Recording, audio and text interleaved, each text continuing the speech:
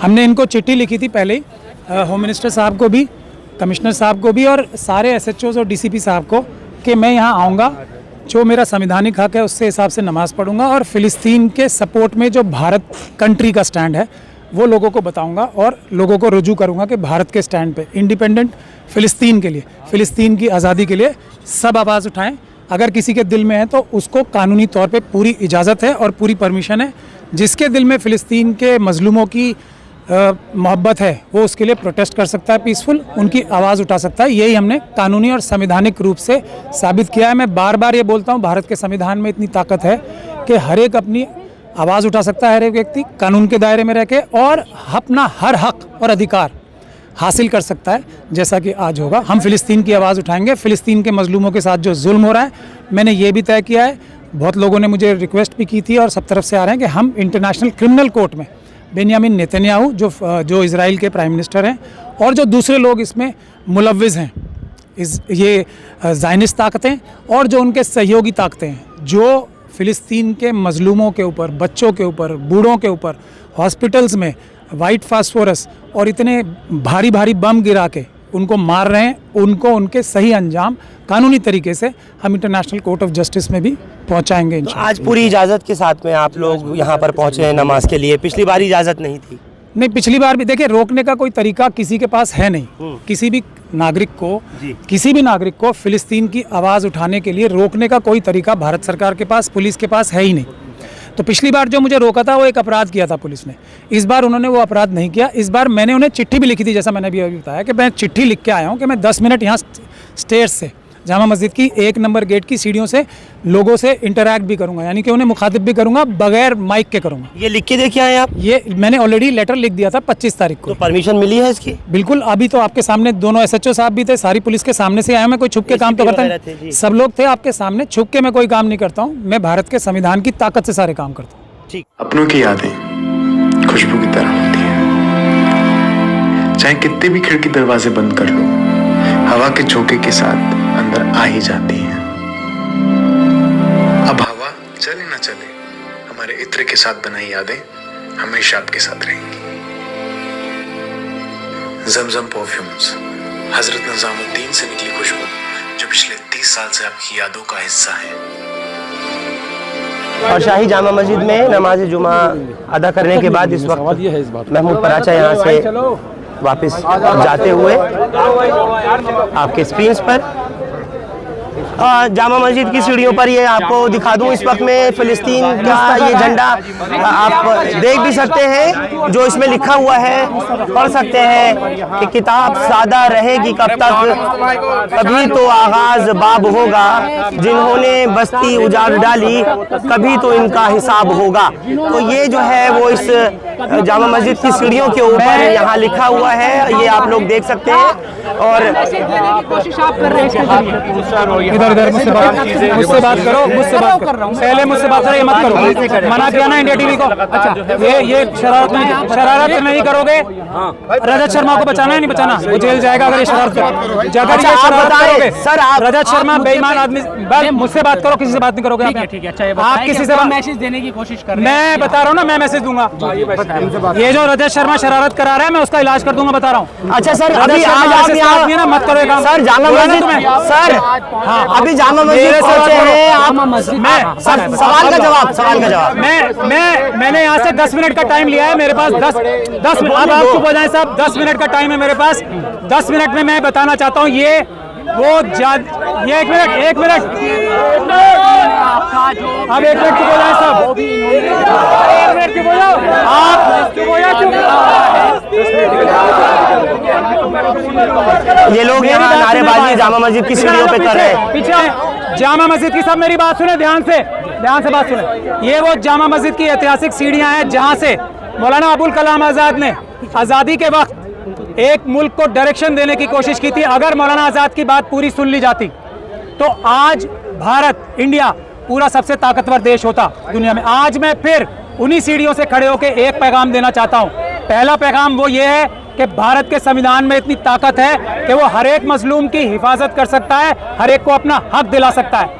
और भारत का संविधान हर एक की जिम्मेदारी लगाता है कि दुनिया में कोई भी जगह कोई मजलूम हो तो उसकी हिफाजत करने के लिए भारतीयों को खड़ा होना चाहिए।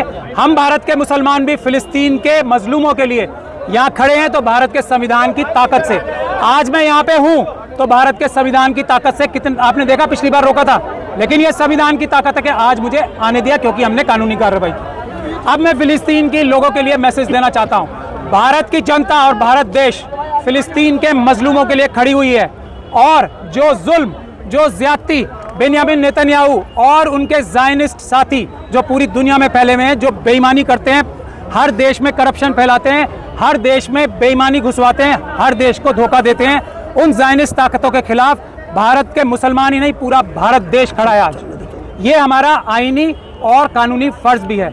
आज फिलिस्तीन के बच्चों के ऊपर जो वाइट फॉस्फोरस के बम मारे जा रहे हैं, मेरी ये गुजारिश है, मैंने ये करके दिखाया है। आप सभी जगह मुल्क भर में सभी लोगों को, खास तौर पे जो मजलूम हैं, SC ST है, OBC और माइनॉरिटीज के लोग हैं, उनको फिलिस्तीन की हिमायत में इसी तरीके से पीसफुल प्रोटेस्ट करने चाहिए। ये हमारी कानूनी जिम्मेदारी है, ये हमारी आईनी जिम्मेदारी है, और ये हमारा एक फर्ज भी है कि हर मजलूम दूसरे मजलूम के साथ खड़ा हो। भारत के हर एक नागरिक से मैं गुजारिश करता हूं जो इंसाफ पसंद है, भारत का संविधान को मानता है, वो फिलिस्तीन की मासूम आवाम के लिए खड़े हो, और इजरायली प्रोडक्ट्स का और फिलिस्तीनी और जो ये ज़ायनिस्ट प्रोडक्ट्स है उनका टोटल बाइकआउट करें। अगर हम ये करेंगे तो जो बम खरीदने के पैसे आ रहे हैं उनके पास, वो पैसे खत्म होंगे तो बम गिरने बंद होंगे। हम हर एक देश के नागरिक से गुजारिश करते हैं कि वो फिलिस्तीन की आवाज़ उठाए जो उसके दिल में है। ये कानूनी काम है, ये आपका आईनी यानी कि संवैधानिक फर्ज भी है। कोई आपको रोक नहीं सकता बशर्ते आप पीसफुल प्रोटेस्ट करें। और भारत की स्टेटेड पॉलिसी है, अभी बेंयामिन नेतन्याहू ने आज हमारे प्रधानमंत्री जी को कहा है कि हमास को टेररिस्ट ऑर्गेनाइजेशन डिक्लेयर किया जाए, यानी कि आज तक हमास टेररिस्ट ऑर्गेनाइजेशन भारत की नज़र में नहीं है। अगर भारत के प्रधानमंत्री अपने किसी जाती वजह से ये पॉलिसी चेंज करते हैं तो वो देश के खिलाफ पॉलिसी होगी, देश की जनता उसका मुखालफत करेगी, अपोज करेगी। भारत ने जो स्टैंड लिया है, जो अरिंदम बागची साहब ने स्टैंड लिया है, वो ये है जो आपको नजर आ रहा है। इंडिया एक फिलिस्तीन, आज़ाद फिलिस्तीन के साथ खड़ा है।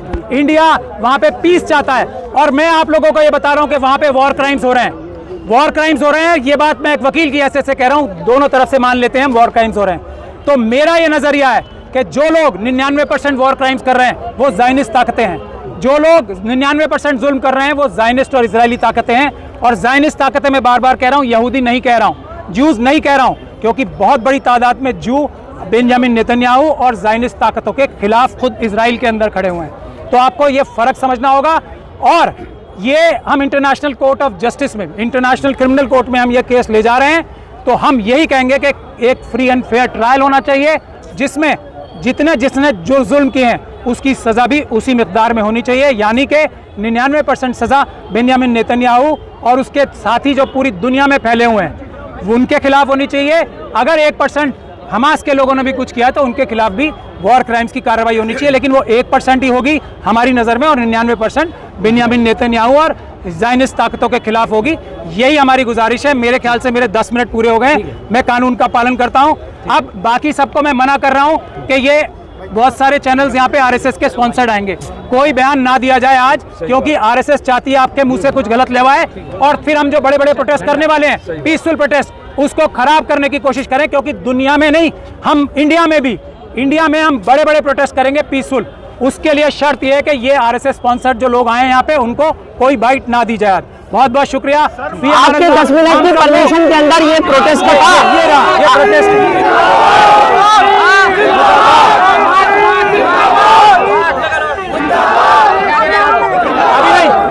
मार्च की परमिशन लेंगे, मार्च करेंगे हम, लेकिन परमिशन लेके कानूनी तारीख से। मैं मार्च की परमिशन नहीं है क्या? अभी नहीं है, अगली बार मिलेगी। मैं इसीलिए कह रहा हूं हम प्रोटेस्ट करेंगे, बड़े बड़े प्रोटेस्ट करेंगे, लेकिन उसके लिए डिसिप्लिन और पीसफुल तरीके की जरूरत है। हम देश में करोड़ों लोगों के प्रोटेस्ट करेंगे, लेकिन आप लोग हौसला रखिए, पेशेंस रखिए, पीसफुल रहिए। हम दुनिया को दिखाएंगे कि भारत, जहां से रसूल अल्लाह को ठंडी हवाएं आती थी, भारत से ही ठंडी हवाएं जाएंगी जो वहां पे जुल्म ज्यादती बंद करेंगी। लेकिन उसके लिए जरूरी है पीसफुल रहें, और मुनज़्ज़म तरीके से हम करोड़ों लोग प्रोटेस्ट करेंगे, आप देखेंगे।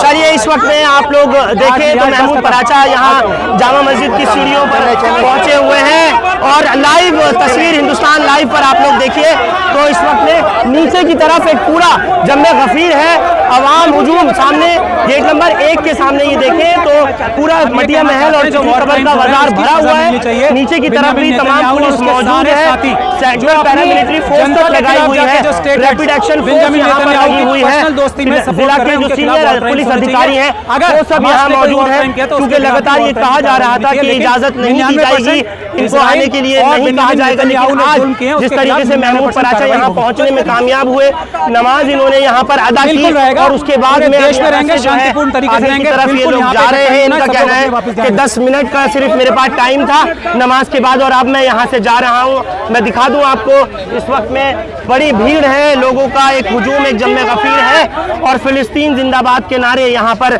लगातार जो है वो लगाए जा रहे हैं। सब लोग जाएं घरों में, ये भी कहना है कि यहाँ से लोग अपने घरों में जाएं, क्योंकि इजाजत जो है वो सिर्फ इस तक की थी, यानी नमाज की और सीढ़ी पे खड़े होकर जो इन्होंने अभी अपना स्पीच दी है, किसी तरीके का कोई प्रोटेस्ट वगैरह करने की इजाजत जो है वो नहीं थी। साथ ही जो मार्च इन्होंने निकालना था वो नहीं निकाला क्योंकि उसकी इजाजत नहीं थी। फिलहाल जामा मस्जिद की 1 नंबर गेट की ये सीधी तस्वीरें हैं जो आप लोग अपने स्क्रीन पर लाइव देख रहे हैं, सीधी तस्वीर। क्योंकि एक बड़ा सवाल ये भी पैदा हो रहा था कि क्या इस बार भी इनको इस जुमे को भी आने दिया जाएगा या नहीं आने दिया जाएगा। कुल मिलाकर के ये बात कही जा सकती है कि आज जामा मस्जिद की सीढ़ियों से महमूद पराचा ने आकर के एक पैगाम देने की कोशिश की है और खुले तौर पर यह दिखाया है कि जो इजराइल के जरिए फिलिस्तीन के ऊपर हमले किए जा रहे हैं, गजा में जिस तरह से लोग मासूम बच्चे जो हैं वो मारे जा रहे हैं, उसको देखते हुए इन्होंने एक आवाज़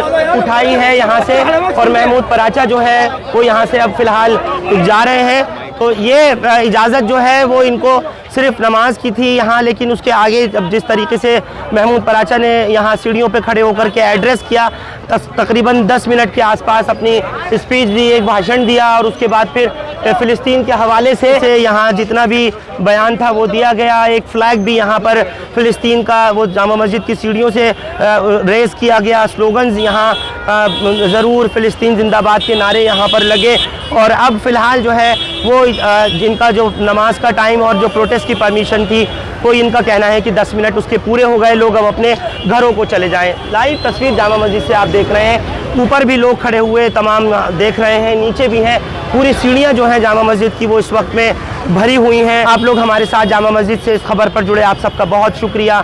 हिंदुस्तान लाइव फरहान याहिया यूट्यूब पर सब्सक्राइब कर सकते हैं और क्लिक कर सकते हैं बेल आइकन हमारी खबर की पहली नोटिफिकेशन के लिए। फेसबुक पर हमारा page Hindustan live Farhan Yahiya follow और लाइक कर सकते हैं। बहुत बहुत शुक्रिया साथ जुड़ने के लिए। Thank you for now.